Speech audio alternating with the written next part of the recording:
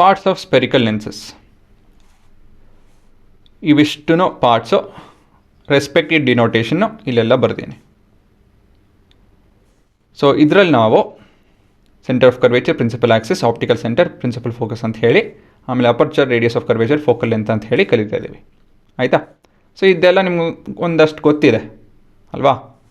Centre of curvature of a lens ಅಂತ ಹೇಳಿದ್ರೇನೋ, ಈ ಪ್ರತಿಯೊಂದು ಲೆನ್ಸು ಎರಡು ಇಮ್ಯಾಜಿನರಿ ಸ್ಪಿಯರ್ ಇಂದ ಕ್ರಿಯೇಟ್ ಆಗಿದೆ ಅಲ್ವಾ? ಸೊ ಈ ಸ್ಪಿಯರ್ ಸೆಂಟರ್ ಇರುತ್ತೆ ಅಲ್ವಾ? ಈ ಸ್ಪಿಯರ್ಗೆ ಇದು ಸೆಂಟರು, ಈ ಸ್ಪಿಯರ್ಗೆ ಇಲ್ಲಿ ಸೆಂಟರು ಅಲ್ವಾ? ಸೊ ಈ ಸೆಂಟರ್ಸ್ಗೆ ನಿಮ್ಮ ಸೆಂಟರ್ ಆಫ್ ಕರ್ವೇಚರ್ ಅಂತ ಹೇಳ್ತೀವಿ. So centre of curvature over here is C1, ಇದು ನಿಮ್ಮ C2 ಸೆಂಟರ್ ಆಫ್ ಕರ್ವೇಚರ್. ಅದೇ ಇದರಲ್ಲಿ ಇಲ್ಲೂ ಕೂಡ ಎರಡು ಸ್ಪಿಯರ್ ಇದೆ. ಸೊ ಇವೆರಡು ಸ್ಪಿಯರ್ದು ಸೆಂಟರು, ಈ ಸ್ಪಿಯರ್ ಸೆಂಟರ್ ಇಲ್ಲಿದೆ ಮತ್ತು ಈ ಸ್ಪಿಯರ್ ಸೆಂಟರು ಇಲ್ಲಿದೆ.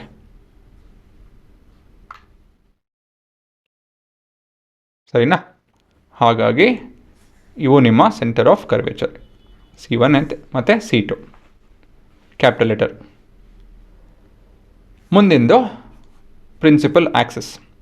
ಪ್ರಿನ್ಸಿಪಲ್ ಆಕ್ಸಿಸ್ ಅಂತ ಹೇಳಿದ್ರೆ it's that imaginary line which runs through all the optical centre, focus, centre of curvature. ಸರಿನಾ? ಮಧ್ಯದಲ್ಲಿ ಹಿಂಗೆ ಓಡುತ್ತೆ ಈ ಕೊನೆಯಿಂದ ಆ ಕೊನೆವರೆಗೂ. So this is your principal axis. ಇದರಲ್ಲೂ ಕೂಡ ಅದೇನೆ.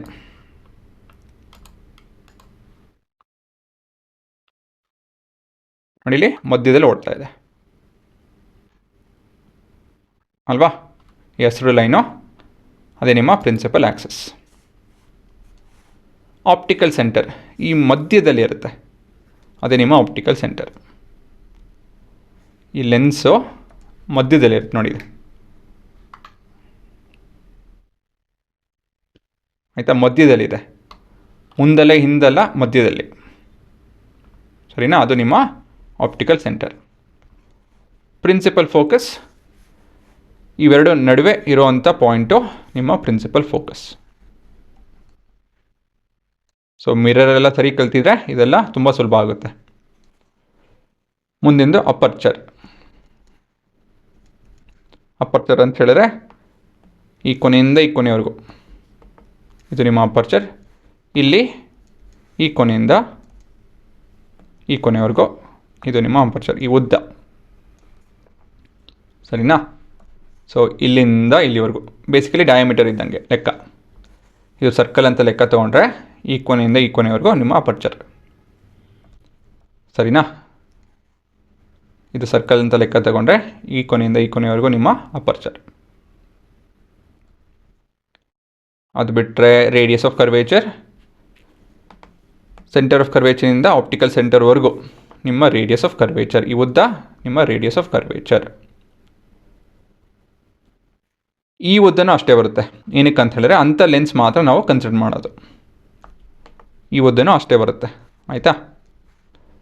ಇವೆರಡು ಚೇಂಜ್ ಮಾಡ್ಬೋದಾ, ವ್ಯತ್ಯಾಸ ಮಾಡ್ಬೋದಾ? ಹೌದು, ವ್ಯತ್ಯಾಸನೂ ಕೂಡ ಮಾಡ್ಬೋದು, ಬಟ್ ಅದು ಸಿಲೆಬಸ್ ನಿಮ್ಮಲ್ಲಿ, ಅದು ನಿಮ್ಮ ಸಿಲೆಬಸ್ಸಲ್ಲಿ ಇಲ್ಲ.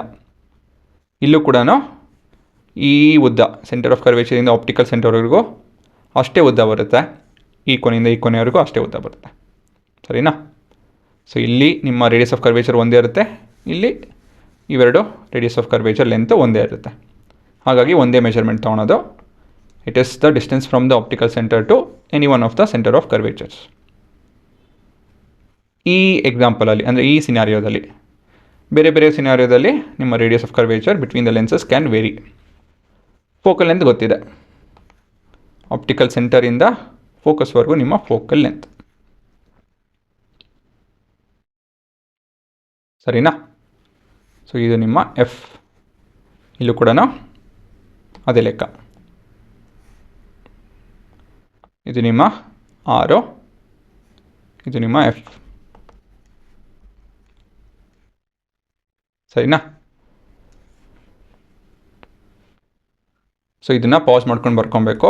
ಅದು ಬಿಟ್ಟು ಒಂದು ಪುಟ್ಟು ನೋಟು,